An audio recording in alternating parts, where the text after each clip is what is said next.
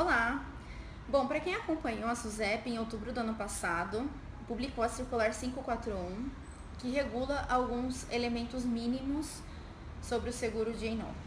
Essa circular foi muito criticada porque ela trouxe uma série de situações negativas que mais prejudicavam o segurado e o escopo de cobertura da pólice e o mercado também, do que ajudava, do que o protegia.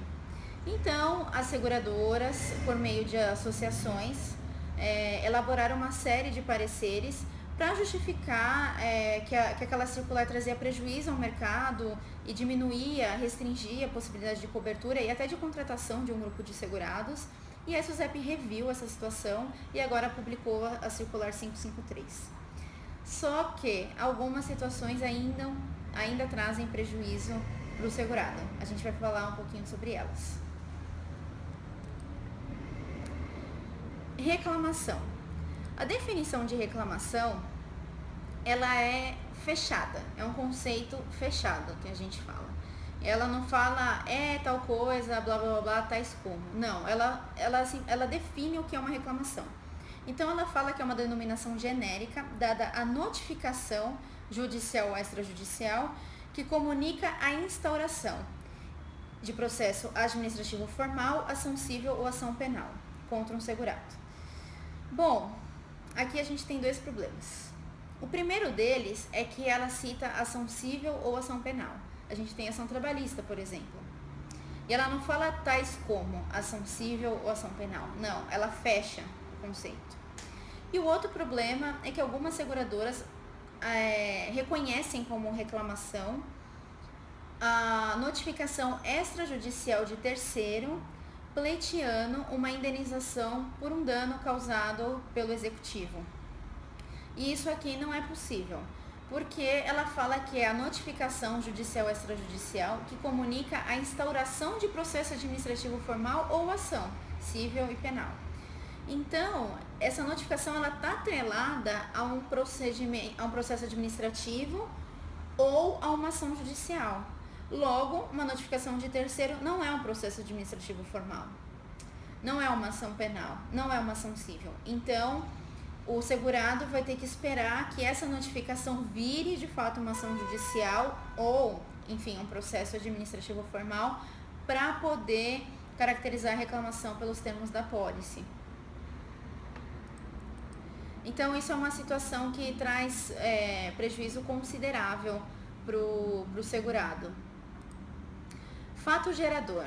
No fato gerador, a situação é um pouquinho mais delicada, porque a definição de fato gerador, ela traz um pouco de prejuízo para o conceito de apólice à base de reclamação com notificação. Já vou explicar por quê. A definição da SUSEP fala que fato gerador são atos ilícitos culposos praticados por um segurado, que causa danos a terceiros e tal, resultando em processo administrativo formal e ou judicial contra o segurado, bem como procedimento arbitral. O problema é que aqui está falando que necessariamente esse ato ilícito culposo do segurado vai resultar em processo administrativo formal e ou judicial. O fato gerador é o fato que gera danos, que pode virar uma reclamação, que pode vir a resultar numa pretensão reparatória de um terceiro. Não necessariamente vai resultar. O segurado pode ver uma situação que ele acha que pode refletir na responsabilização dele e ele pode avisar a pólice ou não. Nesse caso, caracteriza como fato gerador só o que resulta em processo administrativo formal. E o fato gerador, ele está muito atrelado à questão da expectativa, da notificação. Porque o segurado, ele tem, quando a pólice é base de reclamação com notificação, antes de acontecer uma reclamação formal, se ele vê um fato que ele acha que possa gerar reclamação no futuro, ele pode travar aquela pólice avisando uma expectativa, notificando aquela pólice.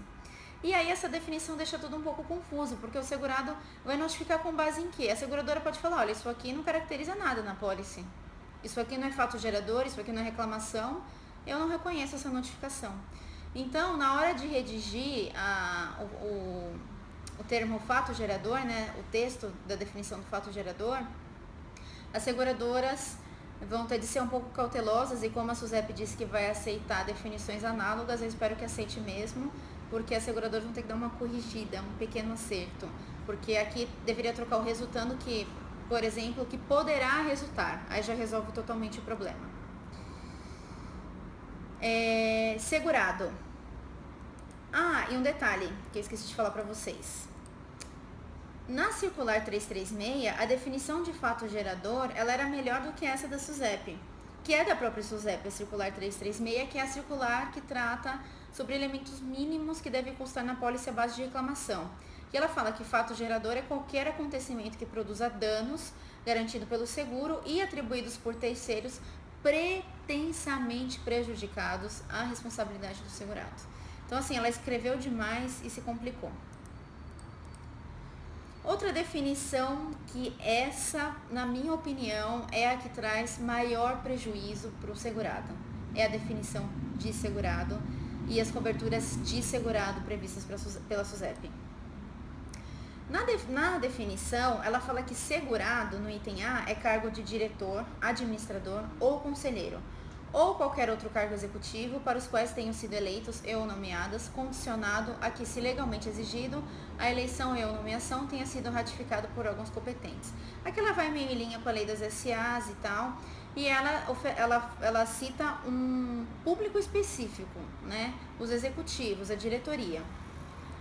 Aí, no item B, ela fala que também é segurado aqueles que ocupam cargo de gestão para o qual tenham sido contratadas, se a pessoa jurídica for legalmente solidária em relação a atos e decisões praticados por tais pessoas no exercício de suas funções. E isso foi péssimo. Por quê? Cargo de gestão é a maioria dos segurados. E quem trabalha com J&O sabe que existem inúmeros sinistros envolvendo gerentes, superintendentes, enfim. Mas tem muitos envolvendo gerentes mesmo. Principalmente atividades que envolvem operação mesmo, né? Industrial e tal. Quando ela coloca que só tem cobertura se a pessoa jurídica for legalmente solidária, você restringe muito esse universo de responsabilidade, porque se a ação for somente contra o gestor, ele já não está coberto. Tem de estar no polo passivo também a pessoa jurídica. E aí, na ação penal, na maioria dos casos, a empresa não é solidariamente responsável. Quem pratica crime é a pessoa física, o gestor. Então, o gestor responde criminalmente por aquele ato, né? Culposamente, no caso, se foi um ato culposo. A empresa não. Então, grande parte das ações penais, os gerentes, por exemplo, não vão estar amparados. Isso é uma situação bem delicada. Aí a SUSEP também traz algumas definições de segurado por extensão, que aí é contratando cobertura específica, não é na cobertura básica. Consultores. Aí no consultores ela confundiu todo o conceito. Na pólice de J&O, a maioria das seguradoras cobrem alguns profissionais que, pela atividade que eles exercem, eles já têm mais responsabilidade do que outros. Eles podem responder pelos atos deles. Por exemplo, advogado, contador e auditor. Esses profissionais não precisam hoje, na maioria das apólices, ter cargo de gestão para ser amparado pela apólice. Porque o auditor, ele audita, assina balanço, enfim. E se tiver alguma informação ali que não reproduz de fato a realidade, ele pode ser responsabilizado. Então, por isso que historicamente essa cobertura foi criada. E esses profissionais são contratados pela tomadora, no caso pela empresa que contratou o J&O.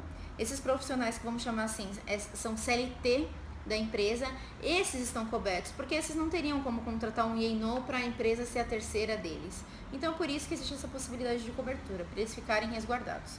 Daí a SUSEP confundiu tudo na definição, e ela fala que são as pessoas físicas contratadas pela pessoa jurídica, ou por suas subsidiárias, ou por suas coligadas, ou pelos segurados, que aí nesse momento deixa claro que pode ser terceirizados, porque o termo contratar pode ser genérico, pode querer dizer que é CLT, mas quando fala pelos segurados, para darem assessoria a estes últimos de qualquer natureza, tais como advogados, consultores, contadores, secretários particulares, técnicos, entre outros. E não é qualquer profissional, são os profissionais que têm risco. E mais um detalhe importante, os profissionais terceirizados, a empresa e o próprio segurado de J&O pode exigir deles uma apólice de E&O, que é a responsabilidade civil profissional. Então eles têm como contratar uma proteção para a atividade prestada. E aqui traz prejuízo para o segurado porque ele vai passar a dividir a cobertura da pólice dele com mais um universo de segurados. Então, numa empresa grande, imagina todos os terceirizados estarem cobertos. É limitar demais o escopo de cobertura do D&O, o limite, porque o D&O já é uma pólice compartilhada entre todos os executivos e gestores. Imagina ainda você estender para profissionais terceirizados. Então, aqui também fica um ponto de atenção na redação dessa cláusula quando as seguradoras forem ofertar cobertura. E, no meu entendimento, se mantiver assim, é melhor não ter essa cobertura do que ter e prejudicar quem de fato deve estar coberto na pólice. Aí a gente tem também a pessoa jurídica como segurada por extensão. E aqui a SUSEP confundiu totalmente o conceito de segurado numa pólice, porque segurado é quem de fato a seguradora protege com esse seguro. É quem vai receber a indenização, o reembolso, é quem não vai ter prejuízo financeiro, né? É quem está sendo responsabilizado. E aqui ela coloca na possibilidade de pessoa jurídica, que até tem algumas situações que a pessoa jurídica pode sim ser segurada, na cobertura C de mercado de capitais. Ela coloca nos casos em que realize adiantamento de valores, eu assumo o compromisso de indenizar pessoas que exerçam funções executivas e o cargo de administração conforme definido em instrumento próprio. Aqui seria o que a gente chama de cobertura B na pólice de D&O, que é quando a empresa reembolsa o executivo e depois pede o reembolso para a seguradora. Isso não é definição de segurado, isso é uma possibilidade de cobertura, que aí a seguradora está formalizando que essa situação é permitida e que aí a empresa pode vir diretamente na seguradora pedir o reembolso. Então, ela confundiu aqui um pouquinho o termo, mas não traz prejuízo de fato ao escopo de cobertura. Na definição de tomador, aí também é uma situação que causa grande prejuízo para as empresas que contratam a pólice de D&O, a definição como está na 553. Por quê? Ela fala que o tomador de seguro de D&O é a pessoa jurídica que contrata o seguro e se responsabiliza pelo pagamento do prêmio. Até aí, perfeito. E aí que também se responsabiliza em demais relação das condições contratuais, etc. Perfeito. No entanto, ela faz uma ressalva, um se responsabiliza, e tem várias informações entre vírgulas. Aí ela fala, assim como, quando solicitado, adiantar para estes quantias relativas à defesa em juízo civil e ou a indenizações cobertas pelo seguro. É complicado você colocar na pólice de D&O que é uma obrigação do tomador adiantar os custos de defesa ou a indenização coberta pelo seguro. Isso tem de ser uma faculdade do tomador, não uma obrigatoriedade, até porque em algumas ações o objeto da discussão pode ser justamente um prejuízo causado à própria tomadora, que a tomadora pode ser terceiro no D&O. Então não tem sentido nenhum ter essa obrigação na pólice, e essa obrigação ainda traz um conflito com as boas práticas de governança corporativa, porque a tomadora não tem de pagar com recursos dela uma situação que ela está contratando uma pólice justamente para transferir esse risco. E como eu falei, em muitos dos casos, um ato de gestão pode até causar o prejuízo para um terceiro e simultaneamente para a empresa ou só para a empresa. Então, não tem sentido nenhum essa obrigatoriedade. Também é um ponto de atenção na transcrição desse texto quando as seguradoras forem fazer o novo produto. Exclusões. As exclusões também trazem prejuízo para a seguradora e para o segurado também.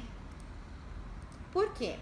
No artigo 6º da circular, a SUSEP cita 3 possibilidades de exclusão e no caput do artigo ela fala, além de outras exclusões previstas em lei, o seguro de RC D&O não cobre os riscos de responsabilização civil dos segurados em decorrência de. Quando ela fala além de outras exclusões previstas em lei, eu entendo que ela está querendo dizer que só pode ter essas exclusões e exclusões previstas em lei, situações, não exclusões previstas em lei, né, mas assim, proibições legais de cobertura, como por exemplo, nem precisaria excluir o ato doloso, porque tem uma circular da SUSEP que fala que não pode cobrir ato doloso em nenhuma modalidade de seguro. Eu entendo que é isso que ela quer dizer. Isso restringe muito a possibilidade de contratação de alguns clientes, porque se a seguradora não pode adequar os riscos excluídos de acordo com o apetite de risco que ela quer assumir, o que ela vai ter de fazer? Não ofertar a possibilidade de contratação para um grupo de segurado que tem aquele risco que ela excluiria. E se esse grupo contratasse com o risco excluído, ele não teria cobertura para aquela situação X, mas teria cobertura para todas as demais situações. Ele poderia contratar a pólice. Se eu não posso excluir, então é mais fácil eu não aceitar o risco desse perfil. E aí, ser um risco latente desse perfil. Então, é bem complicado. Fica aqui um ponto de atenção. E ela reforça o ambiental, né? Mais uma vez no ambiental, ela fala que não pode ser objeto de cobertura no seguro J&O, só pode, né, aí no caso algumas seguradoras cadastraram como produto secundário, enfim, para ir a cobertura no ramo ambiental, mas não pode contratar como cobertura acessória no J&O. Ela fala até que se a empresa for responsabilizada, isso é objeto de seguro de responsabilidade civil geral. O que ela não entende é que esse dano ambiental é para custear o executivo. E o objeto de cobertura do J&O é o executivo. Se na pólice da seguradora de ambiental também se estende a cobertura de executivo, é um plus. Mas o objeto ali no RC ambiental é cobrir a empresa, não o executivo. E aqui no caso, ela está eliminando essa possibilidade. Então, não pode contratar ambiental. Circular 336. Ela fala que o seguro de RC J&O é contratado somente à base de reclamação, e a restrição que ela faz, que na circular 336, que é a circular que fala sobre seguro à base de reclamação, há a possibilidade de contratar, de transformar, aliás, essa pólice em a pólice à base de ocorrência. E aí, nesse artigo, ela veda essa possibilidade. O seguro J&O nunca poderá ser transformado à base de ocorrência. Isso não traz grande prejuízo na prática, mas é uma restrição. Se o segurado negociando com a seguradora quisesse transformar a pólice à base de ocorrência, a SUSEP vetou. Atos ilícitos culposos, responsabilidade da empresa. Ela está querendo cobrir a empresa? Ela fala que a garantia não cobre os danos causados a terceiros, aos quais a sociedade tenha sido responsabilizada em consequência de atos ilícitos culposos praticados por pessoa física que exerça ou tenha exercido cargos de administração ou de gestão executivo, exceto se contratada cobertura adicional específica. Essa cobertura aqui, esse item tem um pequeno probleminha. Ela fala que a garantia não cobre os danos aos quais a sociedade tenha sido responsabilizada, mas não é para cobrir mesmo. O seguro não é para reembolsar, não é para indenizar a sociedade, é para fazer isso pelo executivo. Então, a SUSEP aqui ampliou o escopo de cobertura para a empresa. E aí, isso é uma exclusão, né, que ela não deixa de ser, porque ela fala que a garantia não pode cobrir isso, e ela deixa a ressalva que, exceto se contratada a cobertura adicional específica. Isso é um problema, eu peço atenção dos segurados e dos corretores quando orientar os segurados, porque, ok, se a seguradora oferecer essa possibilidade de contratação pela sociedade, é interessante, a sociedade vai ter um risco comparado. Só que, mais uma vez, o seguro J&O tem um limite compartilhado entre todos os executivos e gestores. Aí eles vão passar a compartilhar esse limite também com a empresa, e a empresa tem um risco bem maior que os executivos. Então, isso tem que ser levado em consideração. Se o objetivo é oferecer segurança ao executivo, a inclusão dessa cobertura limita essa segurança, porque aí a pólice fica exposta também ao risco da empresa. A garantia, e aí tem um outro ponto de atenção nessa cobertura, que aqui ele fala que a garantia não cobre os danos causados a terceiras quais a sociedade tenha sido responsabilizada. As coberturas adicionais cobrem riscos excluídos implícita ou explicitamente nas condições gerais, blá blá blá blá, e a facultativa presença de cobertura adicional que efetue a extensão do seguro, garantindo a sociedade quando acionada judicialmente em decorrência de atos causados a terceiros por atos ilícitos culposos praticados pelo segurado. E aqui um outro ponto de atenção é que fala que não terá cobertura quando o segurado for condenado por ato ilícito culposo. Aí, lembrando da figura daquele gestor, né, o cargo de gestão, que tem que ser acionado junto com a empresa, porque a empresa tem de ser responsável solidariamente ao executivo, ao gestor, no caso. Quando eu dou essa cobertura, quando houver a condenação por ato ilícito culposo, eu falei que não está coberto. Então, se eu não contratar essa extensão, quer dizer que o gerente não está coberto também? Porque se houve uma condenação de ato ilícito doloso e a empresa não está coberta, como ela está solidária com o gerente também não estaria? Eu entendo que isso não se aplica, que o gerente de qualquer forma tem de estar, mas isso também fica um pouco vago nesse texto. Então, eu acho que tem de dar uma corrigida na hora de transcrever essa redação nos novos produtos das seguradoras. Obrigada por ter assistido o vídeo, espero que tenha sido esclarecedor. E tem também um vídeo sobre os aspectos positivos da Circular 553, nem tudo foi negativo, tem algumas coisas que melhoraram sim em relação a 541 e espero que tenha resolvido grande parte dos questionamentos.